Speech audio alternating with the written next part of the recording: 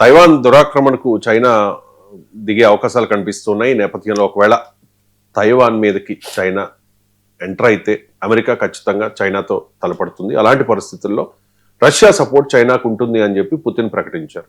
ఎందుకు చైనాకు Russia support చేస్తోంది? ఒకవేళ అమెరికా చైనాల మధ్య యుద్ధం జరిగితే చైనాకు రష్యా సపోర్ట్ చేస్తే భారత్ ఎవరి పక్షాన ఉంటుంది?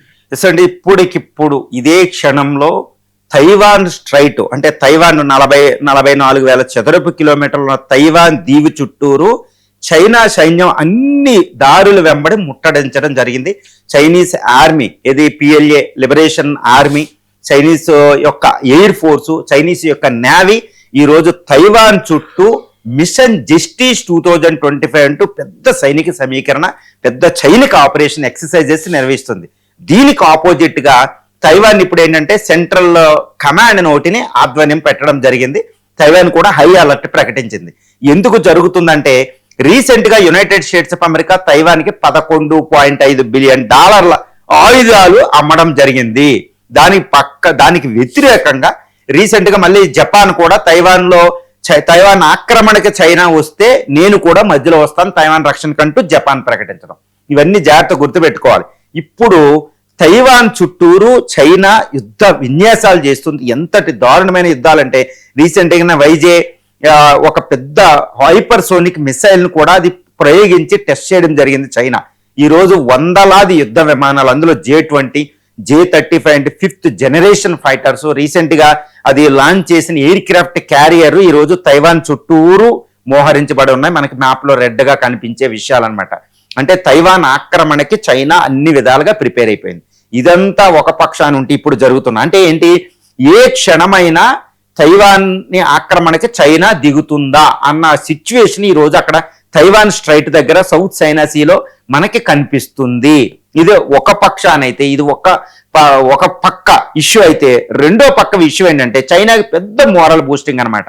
అదేంటి, రష్యా, ముఖ్యంగా రష్యా విదేశాంగ మంత్రి లావ్రోవ్ ఒక పెద్ద ప్రకటన చేశారు. అదేంటంటే ఒకవేళ చైనా అమెరికాల మధ్య తైవాన్ యుద్ధమే జరగడం అనేది జరిగితే నేను ఎట్టి పరిస్థితుల్లో అంటే రష్యా చైనా వెనకాల యుద్ధ రంగంలోకి దిగుతుంది. ఇది 2001లో రష్యా చైనాలు చేసుకున్న ఒక ఒప్పందం ప్రకారం దాని రక్షణకు మేము వస్తాము అని రష్యా ప్రకటించడం జరిగిపోయింది. అంటే ఏంటి, తైవాన్కి చాలా పెద్ద మోరల్ బూస్ట్ అనమాట.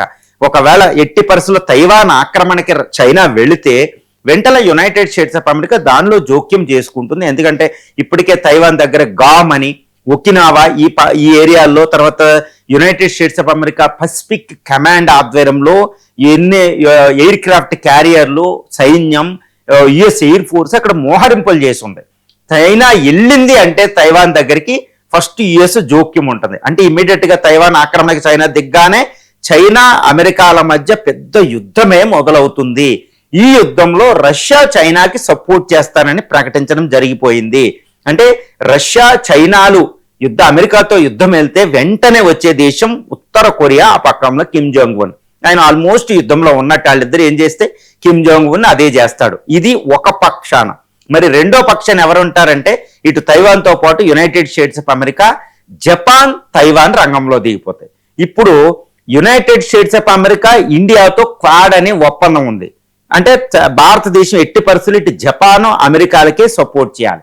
కానీ మరి రష్యా చైనా పక్షాన్ని రంగంలోకి వస్తే ఇండియా ఎట్టి పరిస్థితుల్లో కూడా యుద్ధంలోకి ఎంటర్ కాదు. ఎందుకంటే అక్కడ రష్యా ఉంది కాబట్టి గుర్తుపెట్టుకోవాలి. అది ఒక పాసిఫైయింగ్ సిచ్యువేషన్ క్రియేట్ చేస్తే అక్కడ రష్యా మీద మన యుద్ధానికి వెళ్తాం. చైనా ఒక్కటే ఉంటే మనం వెళ్ళే అవకాశాలు అక్కడ పుష్కలంగా ఉన్నాయి. కానీ చైనా వెనకాల రష్యా ఉంటే మనం ఎట్టి పరిస్థితుల్లో యుద్ధానికి వెళ్ళాము, అది గుర్తుపెట్టుకోవాలి. ఎందుకంటే క్వాడ్ ఉన్నా అది మిలిటరీ అనేది ఒడంబడిక అక్కడ ఏమీ లేదు. బట్ ఇండియా అనేది మోరల్ గా ఒక తటస్థ వైఖరి అక్కడ అవలంబిస్తుంది, ఒక న్యూట్రల్ స్టేట్ అయిపోతుంది అనమాట. ఇది ఇండియాకు ఒక వరం. ఒకవేళ తైవాన్ విషయం మీద చైనా అమెరికాల మధ్య యుద్ధం వస్తే చైనా వెనకాల రష్యా వెళ్తే ఇది ఒక బిగ్గెస్ట్ బూన్ అనమాట. ఇండియాకి అతిపెద్ద వరంగా అయితే నేను చెప్తానండి. ఎందుకంటే రష్యా అక్కడికి వచ్చింది కాబట్టి, చైనా వెనకాల ఉంది కాబట్టి, ఆ వంకన మా మిత్ర దేశం కాబట్టి నేను మీకు సపోర్ట్ చేయనని మిగిలిన క్వాడ్ జపాన్కి, సౌత్ కొరియాకి, అమెరికాకి ఇండియా చెప్పి తటస్థ వైఖరి అవలంబిస్తుంది. ఏమని మాట్లాడుతుంది, ఎట్టి పరిస్థితుల్లో యుద్ధం చేయకుండా శాంతి చర్చల ద్వారా అంటూ మాట్లాడుతూ మిడిల్ మ్యాన్ పాత్ర, అంటే న్యూట్రల్ పాత్ర, తటస్థ దేశం అయిపోతుంది అనమాట. అక్కడ చైనా రష్యా ఒక పక్కన, అక్కడ అమెరికా జపాన్ మిగిలిన దేశాలు మిగిలిన నాటో దేశాలు ఒక పక్షాన ఉంటాయి. అంటే అది మూడవ ప్రపంచ యుద్ధం. అంటే మూడవ ప్రపంచ యుద్ధం అంటూ వస్తే చైనా రష్యాలో ఒక పక్కన ఉంటే, ఇటు అమెరికా ఉంటే, ఇక ఇండియా వెళ్ళవలసిన అవసరం లేదు. ఇది మనం గుర్తుపెట్టుకోవాలి. తర్వాత రష్యా చైనాల వెనక ఇరాన్ వెళ్ళిపోతుంది. ఇరాన్ అనేది వాళ్ళ పక్షాన్ని వెళ్ళిపోతుందండి. పాకిస్తాన్ కూడా ఎవరి పక్షాన్ని వహిస్తుందంటే చైనా వెనకాలే ఉంటుంది. ఎందుకంటే ఇస్లామిక్ దేశాల సపోర్ట్ ఎక్కువగా అటు ఉంటుంది కాబట్టి మనం గుర్తుపెట్టుకోవాలి. కాబట్టి ఇండియా తటస్థ దేశం అయిపోతుంది. అంటే తైవాన్ విషయంలో మూడవ ప్రపంచ యుద్ధం వస్తే ఇండియా యుద్ధ రంగానికి వెళ్లాల్సిన అవసరం లేదు. ఒకవేళ ఇక్కడ అందరూ అనుకుంటారన్నమాట, ఒకవేళ చైనా పాకిస్తాన్ ఒక పక్కన అమెరికాకి వ్యతిరేకంగా పోరాడుతూ ఉంటే భారత్ ఎక్కడ అమెరికాకు సపోర్ట్ చేస్తుందో అని భారత్ మీద వాళ్ళు అటాక్ చేసే అవకాశం ఉంటది. కానీ పక్కన రష్యా ఉంది కాబట్టి ఎట్టి పరిస్థితుల్లో భారత్ విషయంలో చైనా పాకిస్తాన్ని రెచ్చగొట్టకుండా ఆపుతుంది.